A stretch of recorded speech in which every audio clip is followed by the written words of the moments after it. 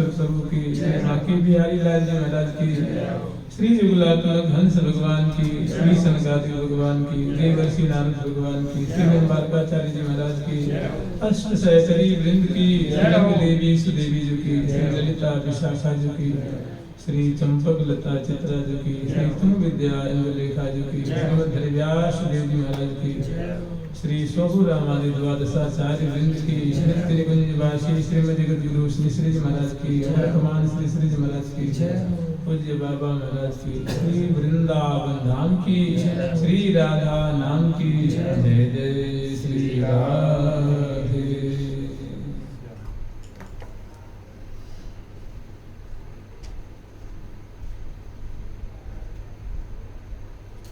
सब तिय संपत्ति जीत मन, मुदित जन सबुझ दीन। सब तिय संपत्ति जीत मन, मुदित जन सबुझ दीन। राखो ही बासर निसा, या बानी कहीं बसा। अहो कमल बदनी प्रिया, सहज सदा सुखदा।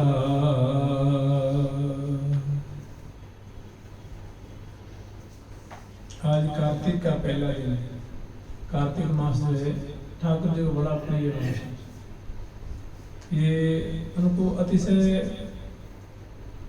जो कार्तिक का जो व्रत करते हैं उनको बड़ा प्रिय लगता है। देखिए अपने आप को कार्तिक का विशेष व्रत करने का कोई वैशिष्ट मार्ग भगवान ने वर्णन किया है कि श्री ठाकुर जुगल किशोर जी के सामने सुंदर दीप दान करें, सुंदर स्वस्ति आदि बना करके, और उनके सुंदर सुंदर कलित पदों के द्वारा, कलित श्लोकों के द्वारा जो उनकी कीर्ति है, बड़ी ही दीन भाव से उनको श्रवण करा, उनके सामने निवेदन करें, और कुछ भजन का एक कुछ निश्चित नियम रखें। और जो ऐसी उपासना कर रहे हैं नित्य विहार की, इस अष्टकालीन लीला की प्रियतम को समयानुसार प्रातः काल में मंगला की सेवा करते हैं, इसके बाद स्नान आदि की, फिर श्रृंगार की, फिर वन विहार की, फिर राजभोग की, और पुनः उसके बाद राजभोग आरती उतार करके, जल वार करके, और मंगल में प्रिया प्रीतम की उद्दीपनकारी स्तुति गान करके, और सहचरी वृंद जो मोहन पहले प्रिया रंग को पढ़ाती हैं, इस रीति का जो अनुसरण कर रहे हैं उनके लिए कोई विशेष नियम नहीं, क्योंकि सब नियमों का नियम है सारों का सार। श्री हरिप्रिया सकल सुख सार, लाल लाडली नित्य विहार। समग्र व्रतों का, अनुष्ठानों का, नियमों का, सारों का, वेदों का सार का विचार है। वेद तंत्र को मंत्र मनोहर, श्री वृंदावन नित्य विहार। सूक्ष्म कलरवजन्य ब्रह्म पर, परम धाम को परमाधार। और श्री हरिप्रिया विराजत है तहाँ, कृपा साध्य प्राप्ति सुख सार। लेकिन आज एक वो सुंदरी का ध्यान है। देखिए जो कार्तिक में इस प्रकार का जो व्रत का अनुष्ठान करते हैं, यद्यपि हमारी उपासना से भिन्न है, लेकिन देखिए कार्तिक मास का जो अनुष्ठान है, व्रत है, ठाकुर जो कितना प्रिय लगता है, और इसका परिणाम क्या होता है। अगर हम लोग इसमें कोई अपना व्रत लें, कोई नियम लें, नाम संग्रह करने का, भावना करने का, पाठ करने का, कोई अनुष्ठान करने का, तो बहुत अच्छी बात है। नहीं तो जितना हो रहा अच्छी बात है, अगर इसमें विशेष करें तो फिर बहुत अच्छी बात है।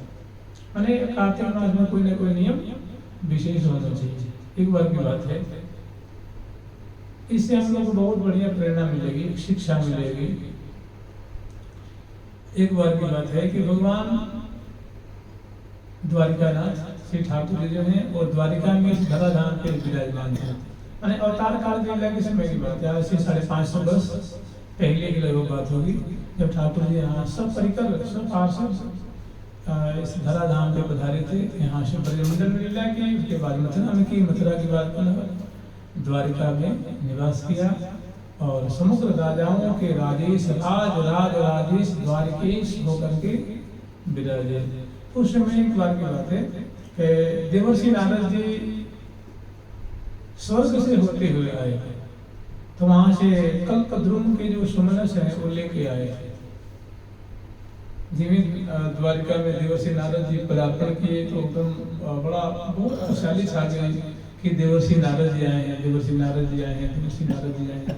ठाकुर जी विराजमान थे, ठाकुर जी अपने कक्ष में उनको बुलाए और बड़ा भव्य उनको अर्घ्य आद्य आदि दे करके भव्य प्रकार से उनका स्वागत किया, सिंहासन पे बैठाया, चरणों में प्रणाम किया, चरण को धोया और बड़ा सुंदर उनको कुछ भोग लगाया, आरती उतारी, उनको हस्त प्रक्षालन मुख प्रक्षालन करवाए और बास तांबूल आदि अर्पण किए।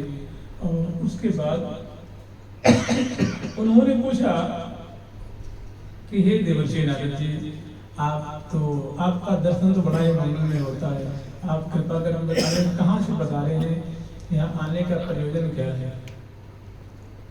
तूने कहा प्रभु इस बात तो मैं बाद में बताऊंगा, मैं स्वर्ग से आ रहा हूँ, बड़ा सुंदर कल्प वृक्ष का फूल लेके आया हूँ। तुमने दिखाया, ठाकुर देख बड़े खुश हुए और उन्होंने कहा ठाकुर जी आपके चरणों में अर्पण कर दिया। ठाकुर जी को ले लिया और ले करके उसको जो पटरानियां थी सब उन्होंने प्रेम के सबको बांट दिया। सभी पटरानियों को थोड़ा थोड़ा थोड़ा थोड़ा उस फूल में से दे दिए।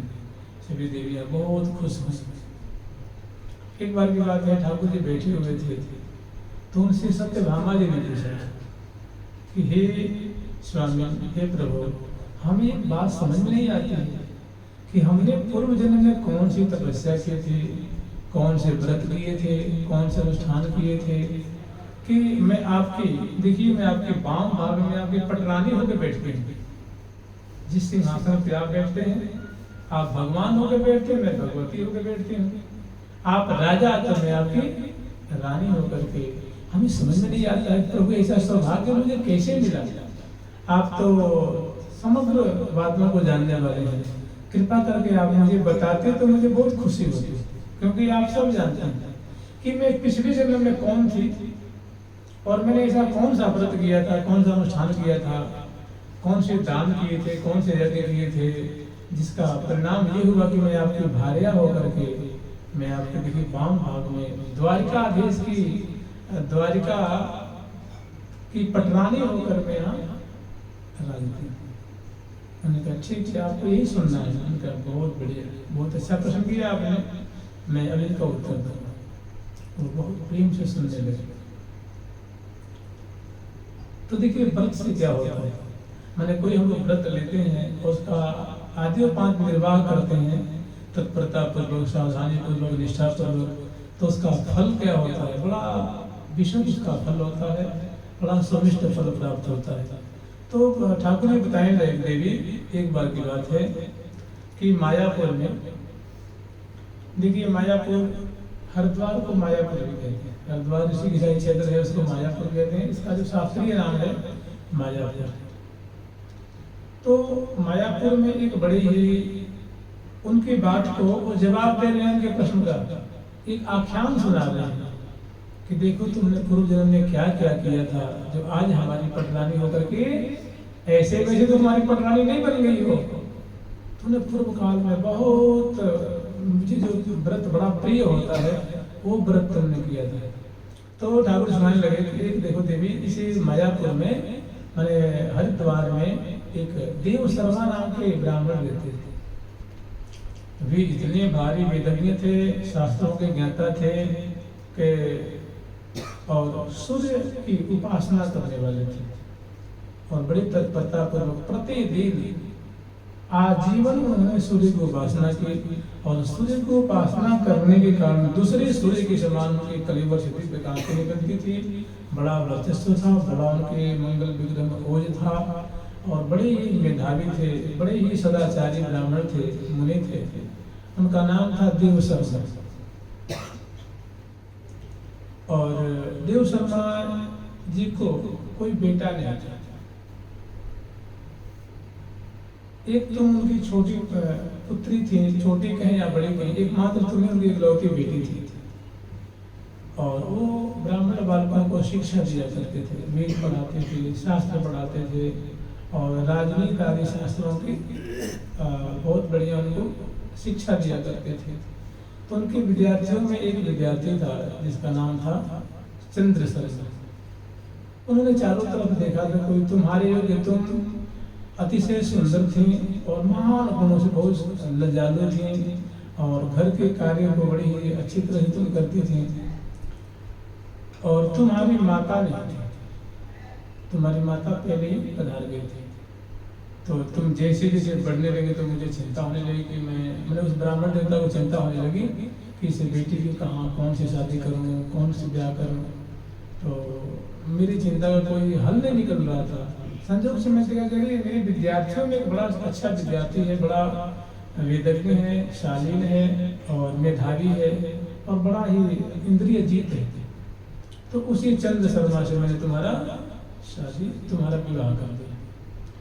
अब तुम हमारे घर में उसके स्वभाव को देख करके उसको मैंने घर में रख लिया, मैंने अपने आश्रम में रख लिया और वो मुझे अपने पिता के समान मानता था। उस ब्राह्मण देवता को वो पिता के समान, और तुम तो हमारी बेटी थी। तो इस प्रकार ठाकुर जी सुनाने लगे कि वो जो ब्राह्मण देवता थे वो उस पुत्री को बहुत मानते थे और अपने जमाई को भी बहुत मानते थे। बहुत काल व्यतीत हो गया, दोनों का वर्चस्व जो है वो लगता है कि वो बड़े सूर्य हैं, उनके जमाई छोटे सूर्य हैं, ज्ञान में, वैराग्य में, इंद्रिय जीतता में और सदाचार आचार विचार में। दोनों का बड़ा पराक्रम था उस समय। और तुम अपने पिता के घर में बड़े ही प्रसन्नता पूर्वक रहने लगे। एक बार की संजोग की बात है कि तुम्हारे पिताजी और तुम्हारे पति देव दोनों फूल समिधा आदि लेने के लिए ये हिमालय क्षेत्र में आगे बढ़ते बढ़ते बढ़ते बहुत दूर चले गए। फूल मिला ना समिधा के सोचे चलो और 10 कदम देखते हैं, 20 कदम देखते हैं और 1 कोस देखते हैं, 2 कोस देखते हैं, 4 कोस, चलते चलते चलते चलते हिमालय बहुत दूर चले गए। वहाँ में कुछ दूर चले तो क्या देखा गया, एक उनको नरभक्षी, एक उनको सिंह मिल गया। अब सिंह को देख करके दोनों बड़े भयभीत हुए, थर कांपने लगे। वो नरभक्षी सिंह जो था बड़ा भूखा था, उसने दोनों तुम्हारे पितृदेव पे और तुम्हारे पति देव पे दोनों पे आक्रमण किया और दोनों को मार करके खा। जैसे दोनों की मृत्यु हुई तो देवी दोनों बड़े ही सदाचारी थे, बड़े ही भगवत भागवत सेवा में लगे रहने वाले थे। इस पुण्य के कारण जिन्हें उनको सिंह ने हत्या दोनों की कि मेरे पार्षद वहाँ आए विमान लेकर के और दोनों दिव्य स्वरूप से हमारे पार्षद होकर के मेरे धाम में चल जाते।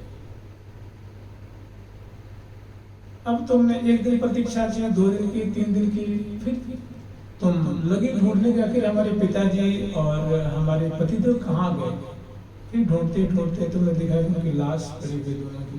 तुम बहुत रोई लाश के पास जाकर के और जैसे तैसे कोई मिला रहा गिरा, उसने ढाढ़स बढ़ाया और बोला बेटी कैसे रो रही है, क्या बात है। उनके कि हमारे पिताजी हैं, हमारे पतिदेव, पता नहीं कौन हत्या कर दी है।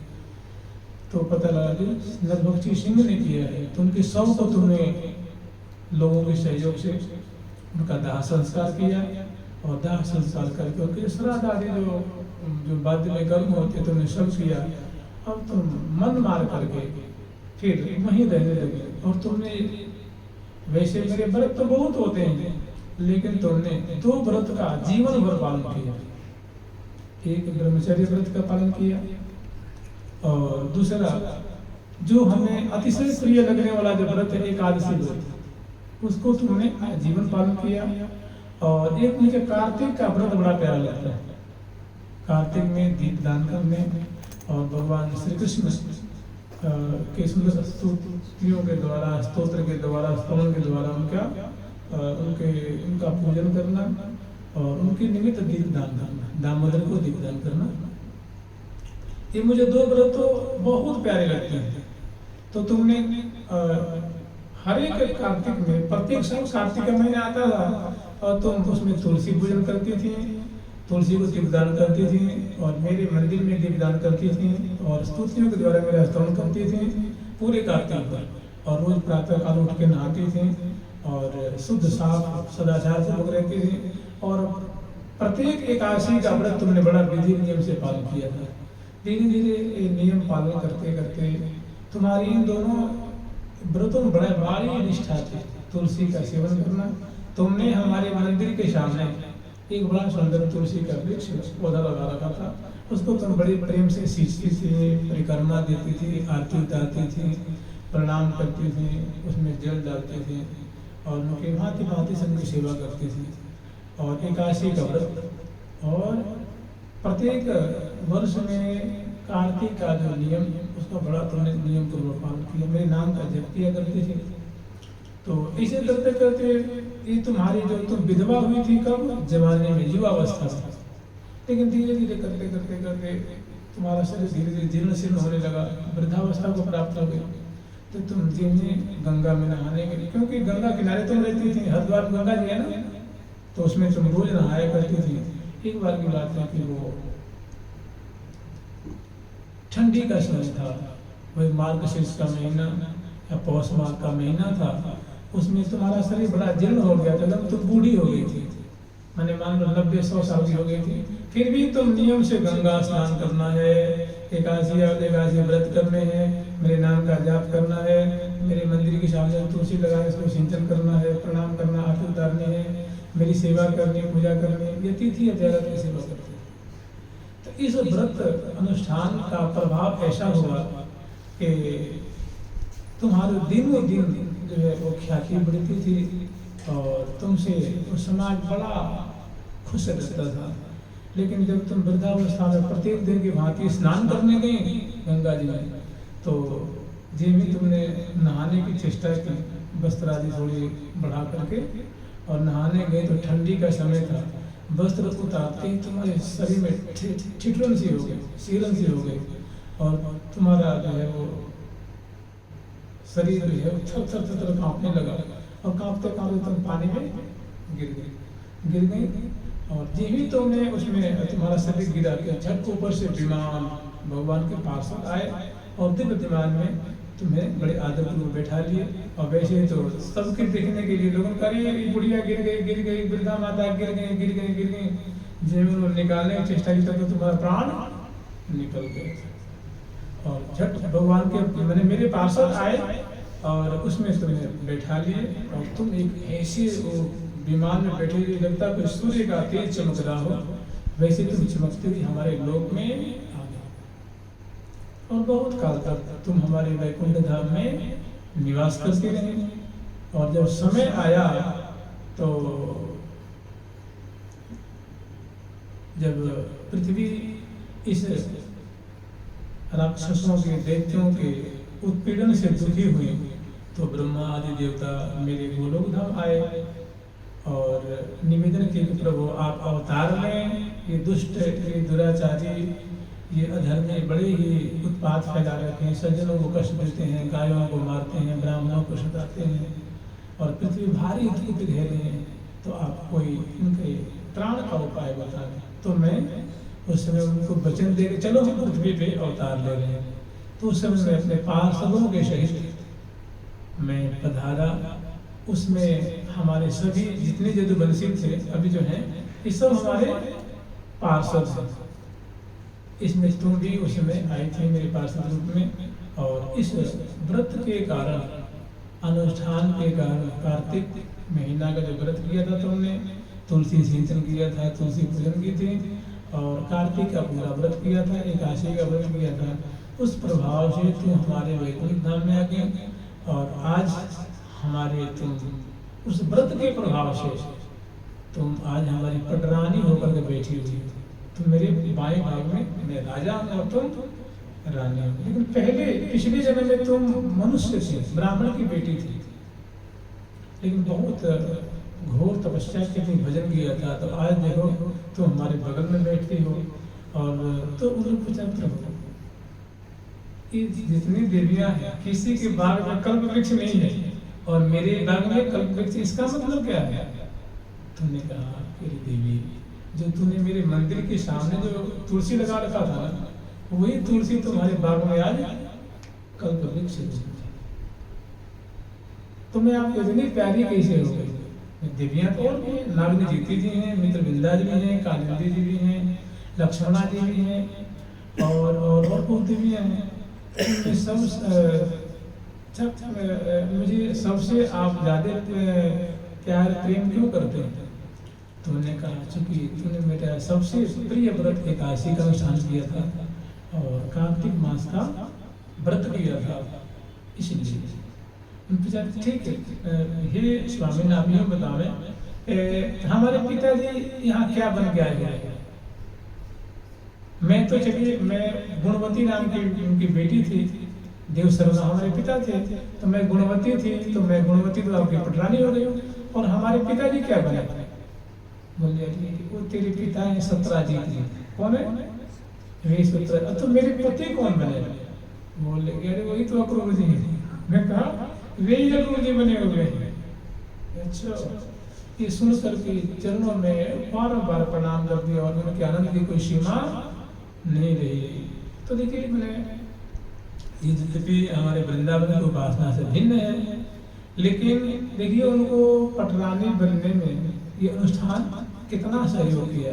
ठीक इसी तरह अगर हम लोग कार्तिक व्रत चल रहा है, कोई विशेष नाम जप का, पाठ का, भजन का अनुष्ठान लेते हैं तो बहुत बढ़िया है, आनंद आएगा।